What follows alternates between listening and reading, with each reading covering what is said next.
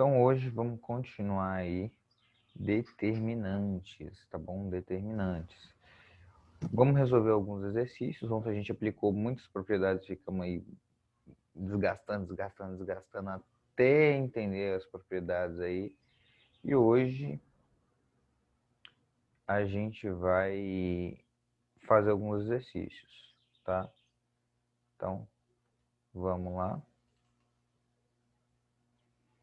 Estamos aqui na página 10, tá? Vou passar esse videozinho antes para vocês verem uma das aplicações de determinantes. Eu acho que vocês vão achar bem legal. Não sei se vocês vão conseguir ver aí. Estão ouvindo?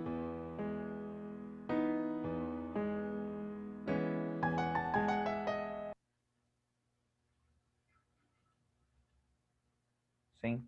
Beleza. Então eu vou voltar o vídeo, colocar aqui, me tirar da tela. E vamos começar vendo um videozinho aí.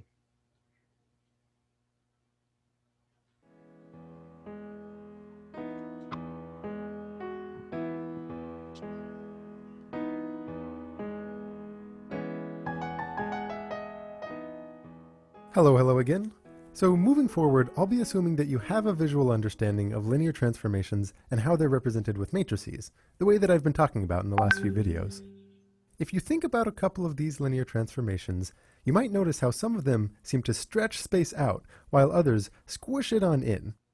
One thing that turns out to be pretty useful for understanding one of these transformations is to measure exactly how much it stretches or squishes things.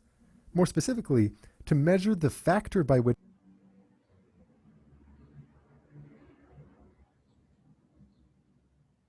with columns 3, 0, and 0, 2.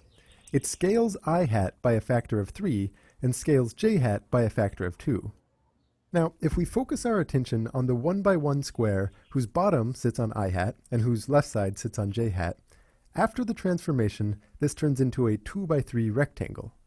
Since this region started out with area 1 and ended up with area 6, we can say the linear transformation has scaled its area by a factor of 6.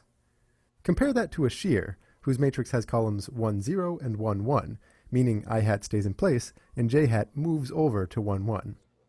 That same unit square, determined by I hat and j hat, gets slanted and turned into a parallelogram, but the area of that parallelogram is still 1, since its base and height each continue to have length 1. So even though this transformation smushes things about, it seems to leave areas unchanged, at least in the case of that one unit square. Actually though, if you know how much the area of that one single unit square changes, it can tell you how the area of any possible region in space changes. For starters, notice that whatever happens to one square in the grid has to happen to any other square in the grid, no matter the size. This follows from the fact that grid lines remain parallel and evenly spaced. Then, any shape that's not a grid square can be approximated by grid squares pretty well, with arbitrarily good approximations if you use small enough grid squares.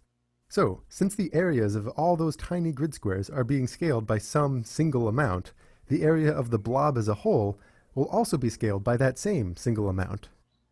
This very special scaling factor, the factor by which a linear transformation changes any area, is called the determinant of that transformation. I'll show how to compute the determinant of a transformation using its matrix later on in this video, but understanding what it represents is, trust me, much more important than the computation. For example, the determinant of a transformation would be 3 if that transformation increases the area of a region by a factor of 3. The determinant of a transformation would be 1/2 if it squishes down all areas by a factor of 1/2. And the determinant of a 2D transformation is 0 if it squishes all of space onto a line, or even onto a single point, since then the area of any region would become 0. That last example will prove to be pretty important. It means that checking if the determinant of a given matrix is 0 will give a way of computing whether or not the transformation associated with that matrix squishes everything into a smaller dimension. You'll see in the next few videos why this is even a useful thing to think about, but for now I just want to lay down all of the visual intuition, which in and of itself is a beautiful thing to think about. Okay, I need to confess that what I've said so far is not quite right. The full concept of the determinant allows for negative values. But what would the idea of scaling an area by a negative amount even mean? This has to do with the idea of orientation. For example, notice how this transformation gives the sensation of flipping space over. If you were thinking of 2D space as a sheet of paper, a transformation like that one seems to turn over that sheet onto the other side. Any transformations that do this are said to invert the orientation of space. Another way to think about it is in terms of I hat and j hat.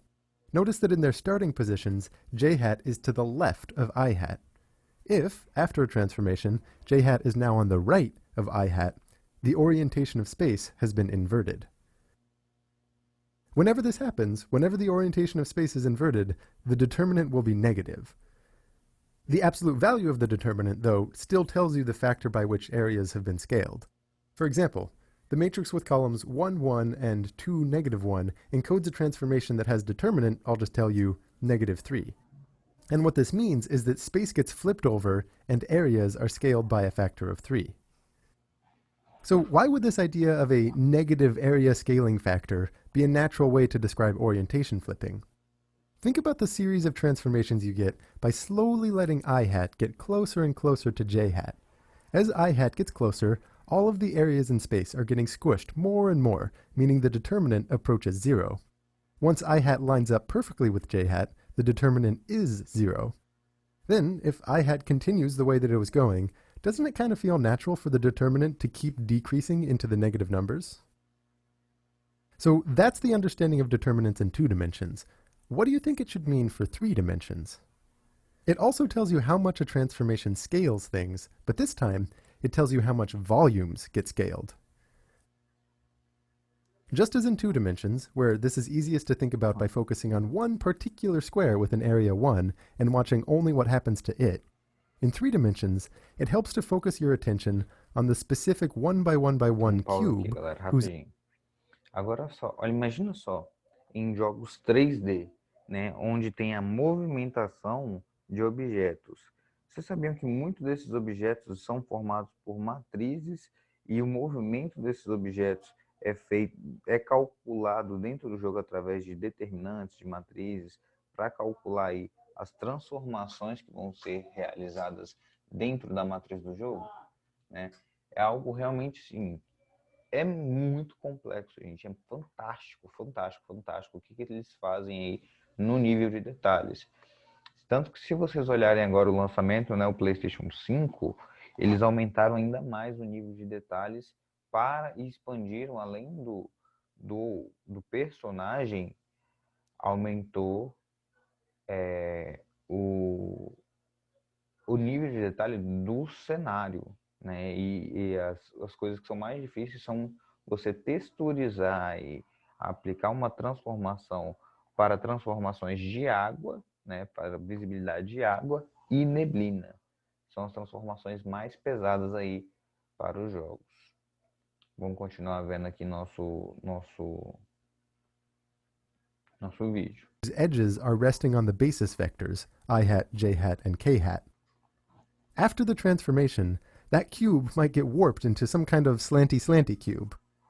This shape, by the way, has the best name ever, parallelepiped, a name that's made even more delightful when your professor has a nice thick Russian accent. Since this cube starts out with a volume of 1, and the determinant gives the factor by which any volume is scaled, you can think of the determinant simply as being the volume of that parallelepiped that the cube turns into. A determinant of 0 would mean that all of space is squished onto something with 0 volume, meaning either a flat plane, a line, or, in the most extreme case, onto a single point.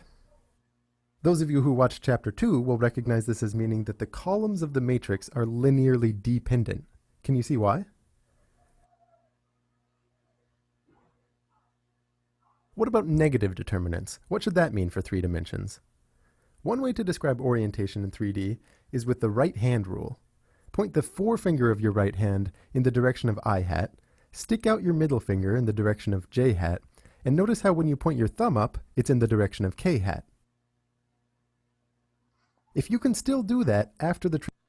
Essa partezinha, gente, deixa eu mostrar para vocês como é que seria aqui esse eixo aí, essa orientação dos eixos. Eu não sei se vocês já estudaram aí na física, né? Mas quando a gente vai estudar objetos em 3 dimensões, a gente faz isso aqui, né? Olha só, um dedo, né? O dedo indicador para frente, né? Esse dedo aqui do meio para o lado e esse aqui para cima. Então, na física, a gente orienta assim, ó, eixo I, né? O J e eixo K, né? Que seria X, Y e Z, né? Seria mais ou menos assim. A gente fala que é a regra da mão direita, né? O pessoal usa muito isso aqui, que para descrever aí onde os objetos eles vão estar acontecendo.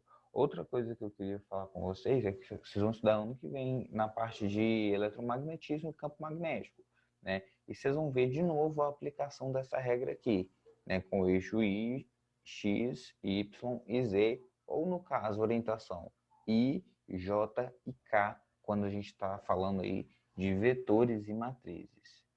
Vamos continuar aí com o vídeo. Transformation, orientation has not changed, and the determinant is positive. Otherwise, if after the transformation it only makes sense to do that with your left hand, orientation has been flipped, and the determinant is negative. So, if you haven't seen it before, you're probably wondering by now, how do you actually compute the determinant? For a 2x2 matrix with entries A, B, C, D, the formula is A times D minus B times C. Here's part of an intuition for where this formula comes from. Let's say that the terms B and C both happened to be 0. Then the term A tells you how much I hat is stretched in the x direction, and the term D tells you how much j hat is stretched in the y direction. So, since those other terms are 0, it should make sense that A times D gives the area of the rectangle that our favorite unit square turns into, kind of like the 3002 example from earlier. Even if only one of B or C are 0, you'll have a parallelogram with a base A and a height D, so the area should still be A times D. Loosely speaking, if both B and C are non-zero, then that B times C term tells you how much this parallelogram is stretched or squished in the diagonal direction. For those of you hungry for a more precise description of this B times C term, here's a helpful diagram if you'd like to pause and ponder. Now, if you feel like computing determinants by hand is something that you need to know, the only way to get it down is to just practice it with a few. There's really not that much I can say or animate that's going to drill in the computation. This is all triply true for three-dimensional determinants. There is a formula, and if you feel like that's something you need to know, you should practice with a few matrices, or, go watch Sal Khan work through a few.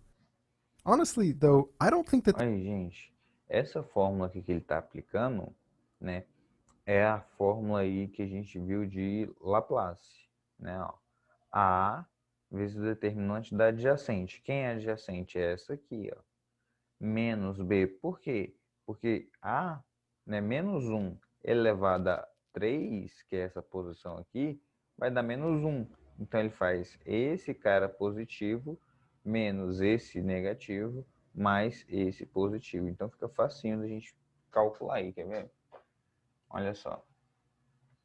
Ficaria isso aqui, ó. Quando você elimina, por exemplo, essa linha e essa coluna, né, a gente sobra essa matriz aqui para calcular o determinante, né, vezes o A, certo? É a primeira parte.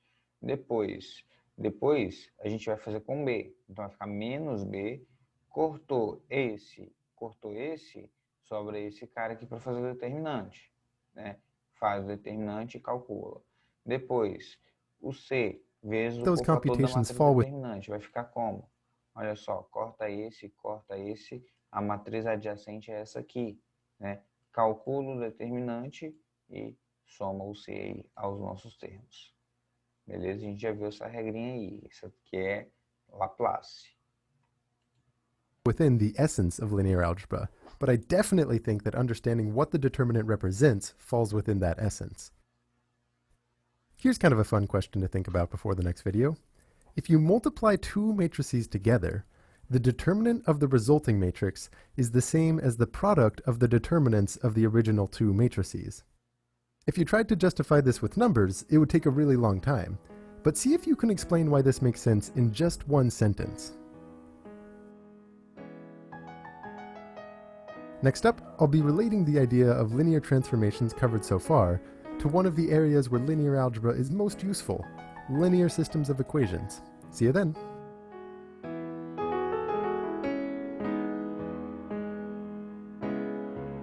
Aí, o dia da introdução para o nosso próximo capítulo aí que a gente vai estudar de sistemas lineares, tá? Então, eu queria mostrar esse videozinho para vocês que eu achei bem legal. Ah, mas o que é o determinante? Né? O determinante é o número que relaciona todos os elementos da matriz. E se a gente levar ele graficamente, a gente pode falar que esse determinante ele é aí a área formado aí pelos prolongamentos ou pelo paralelogramo, né, formado aí por esses vetores numa matriz 2x2. Numa matriz 3x3, a gente está calculando o volume dessas coordenadas aí. Beleza? Vamos para a matéria aqui.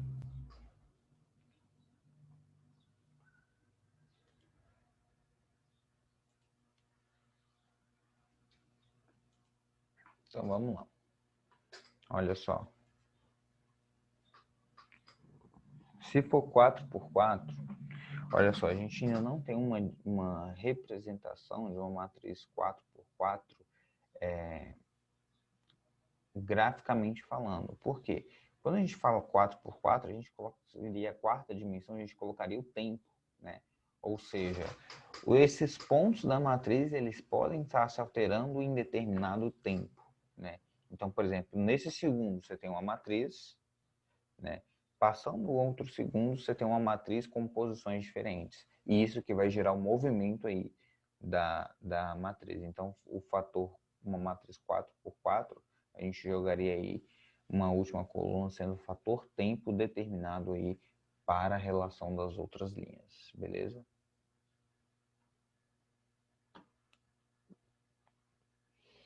Então vamos lá, galera. Vamos aplicar umas regras aqui. Vamos ver como é que a gente faz esses exercícios aqui. Olha só. Exercício 11.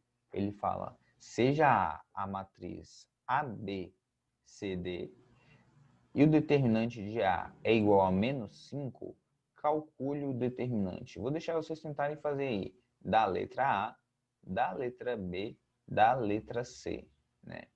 O que aconteceu aí?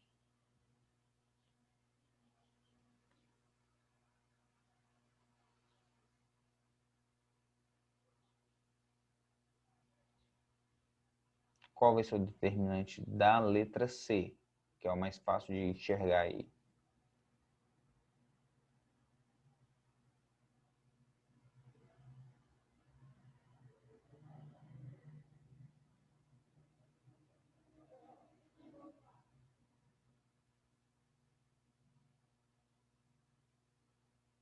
Alguém aí?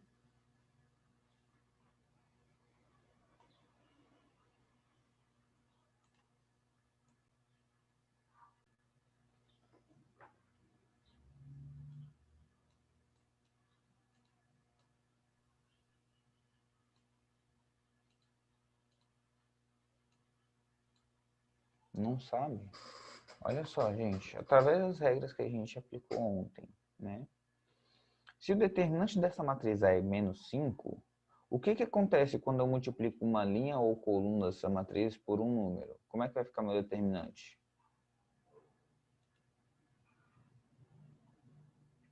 Não lembro. Eu não posso colocar em evidência, né? Então vai ficar 5 vezes o determinante da matriz A, né? Então vai ficar 5 vezes o determinante da matriz A vai dar menos 25. Eu só estou aplicando a propriedade. Alguém não conseguiu enxergar isso aí, gente? Não lembrou, não conseguiu enxergar? Não tem nem ideia do que eu estou falando?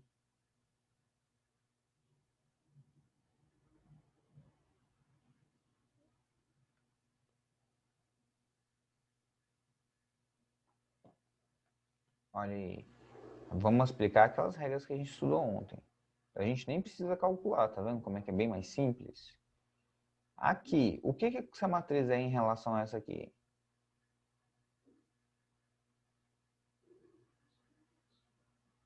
Essa matriz aqui não é a transposta. Linha, o que era linha, ó, virou coluna. O que era linha, virou coluna.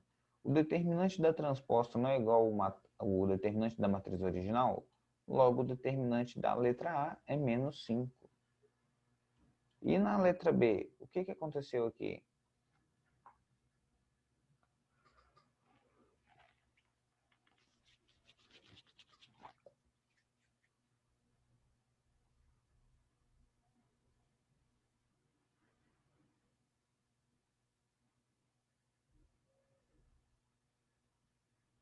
Na letra B vai ser 5. Por quê? Trocou a coluna 1 com a coluna 2 de lugar.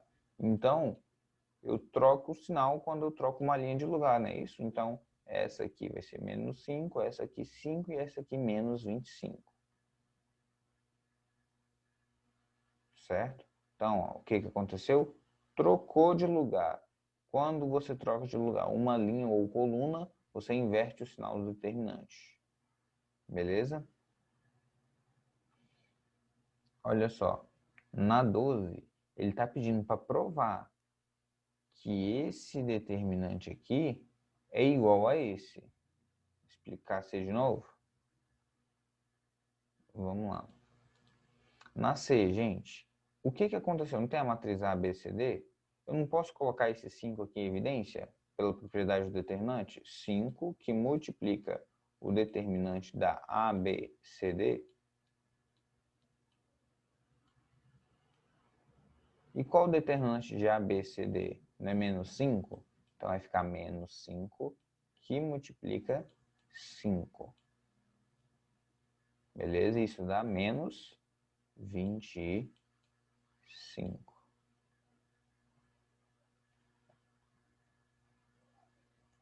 Ficou entendido?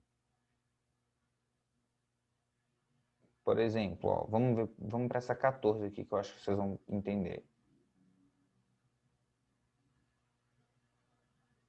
Eu não coloquei o AB em evidência, eu coloquei o 5 em evidência.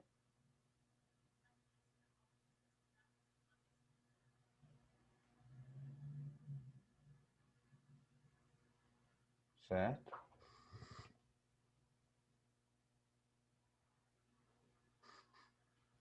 Olha só. Ele falou que o determinante dessa matriz aqui, ó, se o determinante dessa matriz aqui vale 3, menos 3, ele pede para calcular desses outros aqui. Então vamos lá, ó. Essa linha aqui está multiplicado por 2, né? Então seria menos 3 vezes 2. Essa linha aqui está multiplicada por quanto? Por 3. Então seria o determinante vezes 2 vezes 3. Daria aí 9 vezes 2. O determinante dessa matriz aqui seria menos 18. Ficou entendido, gente? Eu fiz a mesma coisa que na letra C ali.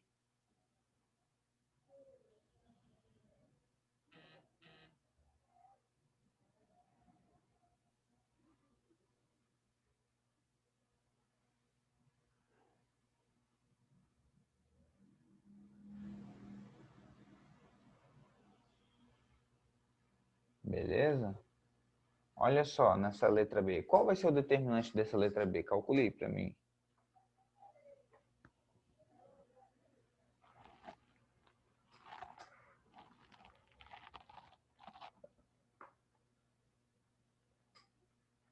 Determinante da letra B.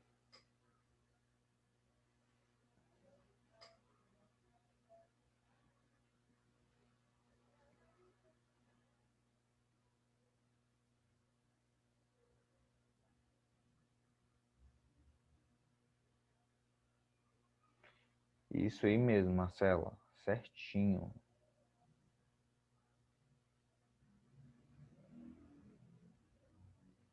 Isso aí, Gabriel. Isso mesmo.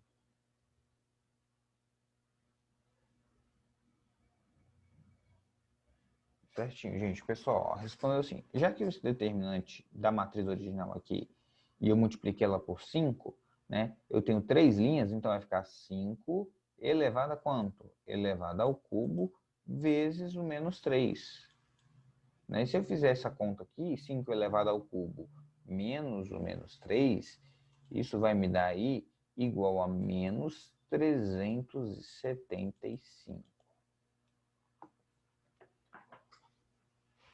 Próxima questão.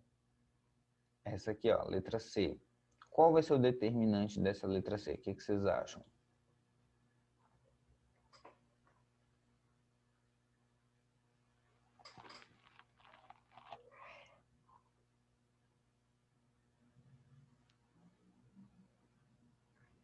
Isso aí. Certinho, Marcelo, certinho, Juan, certinho, Gabriel. Olha só. Quando eu multiplico por menos 1, vou multiplicar aqui por menos 1. Só que eu multipliquei por menos 1 duas vezes. Então o determinante vai ficar normal. Certo? E a outra coluna é de 1, então fica normal. E nessa letra D, qual vai ser o valor do meu determinante?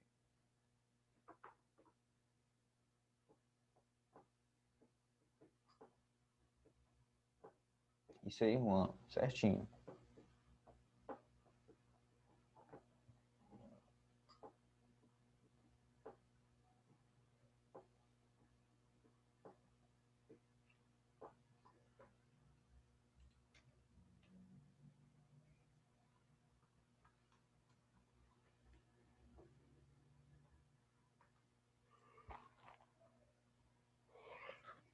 Vamos lá. Nessa letra D, o que eu fiz? Não ficou a transposta? Olha só, o que era linha virou coluna. Né? Como que era linha virou coluna? Então, eu tenho aí que o determinante da matriz vai ser o mesmo, só que eu multipliquei a última aqui por 2. Então, vou multiplicar por 2 o menos 3, que vai ficar menos 6. Beleza? Então, esses são meus determinantes aqui em cada alternativa. Beleza? Não entendeu essa? O determinante da transposta é igual ao determinante da matriz original.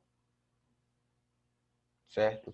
Então, se eu tenho a matriz A, B, C, D, E, F, 1, 1, 1, se eu calcular a transposta dela, o que é a transposta? Linha vira coluna. D, E, F e 1, 1, 1. O determinante dessa aqui vai ser o mesmo determinante dessa aqui. Só que aqui eu tenho 2 em uma das colunas multiplicando, coloco em evidência. Então vai ficar 2 que multiplica o determinante da transposta, que é menos 3. Então 2 que multiplica menos 3 vai dar menos 6. Beleza?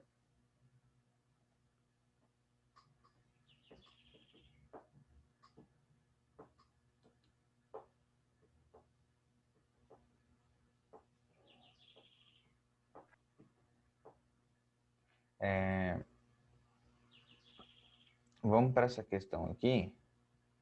16, tá? Ele pede assim, ó. Gente, só praticando para lembrar as regras, viu? 16. Ele fala assim, ó. Mostre sem calcular que os determinantes a seguir são nulos. Então vamos lá. Lembra quais são as condições para o determinante ser nulo, gente?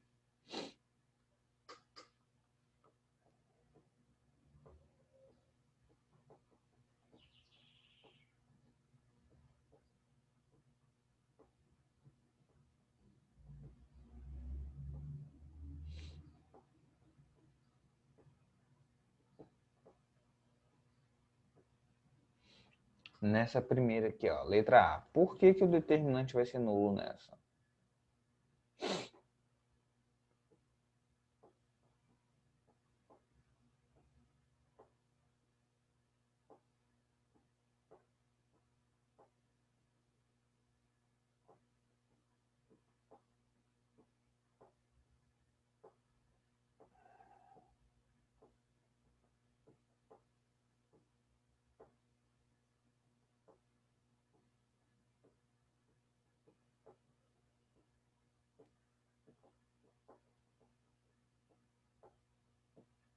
Alguém tem ideia por que o determinante vai ser nulo? Isso mesmo, Marcela. Porque se eu usar o Laplace, se uma matriz, ó, pela propriedade lá, se uma matriz tem uma linha ou coluna de zero, se uma matriz tem uma linha ou coluna de zero, seu determinante vale zero. Então, como eu tenho aqui uma coluna de zero, seu determinante é zero, sem precisar calcular. Nessa segunda, por que que eu tenho que o determinante vai ser zero?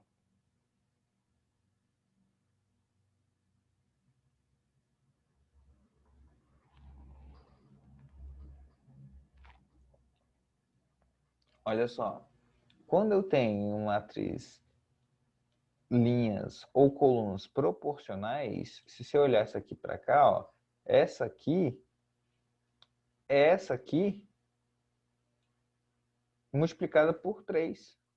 Olha só, multiplicou por 3, chegou nessa aqui. Então, elas são proporcionais. Se numa matriz eu tenho linhas ou colunas proporcionais, meu determinante é zero. Tá? Meu determinante é zero. Essa aqui fica mais difícil de você tentar encontrar a regra. Por quê? Você tem que voltar lá nas propriedades. Então, o que a gente teria que fazer? Ver se qual das propriedades que vai se encaixar aqui. Se é uma soma de matriz, se é uma multiplicação aqui entre as linhas, um produto, para poder tentar cancelar alguma, né?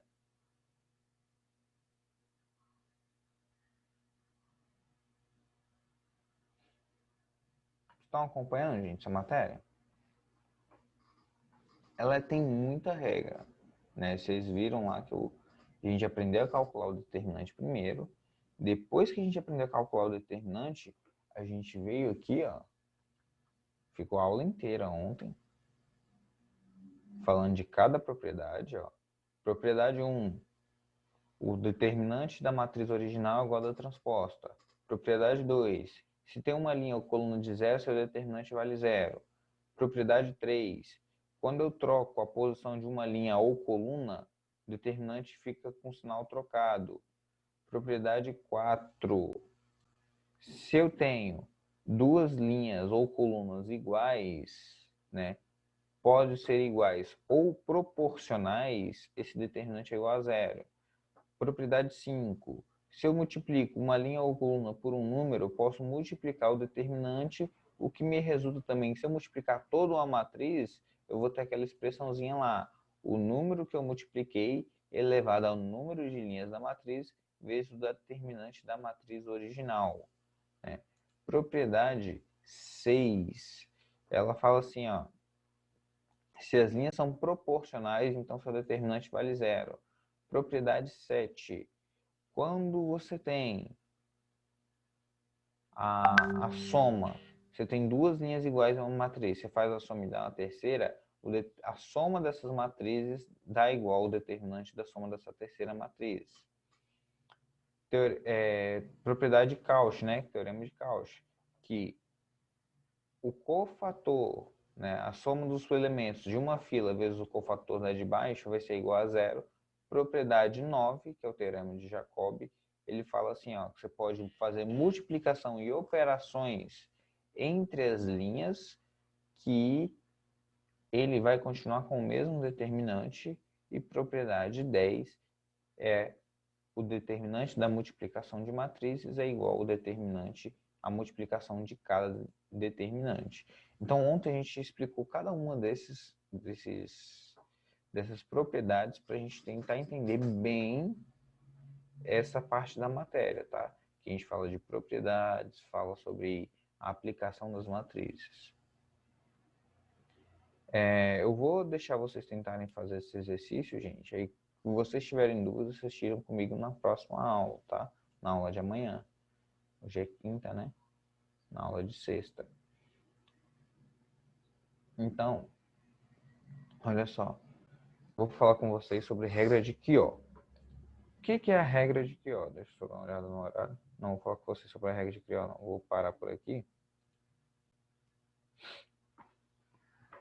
E eu quero saber de vocês, gente. Como foi a distribuição de pontos nessa etapa? Como foi aí a questão de trabalho, de exercícios? Qual a sugestão para vocês para a próxima etapa? O que a gente faça? O que a gente pode fazer aí para melhorar? Foi tranquilo? Quantidade de exercícios na semana? Tranquilo, não foi?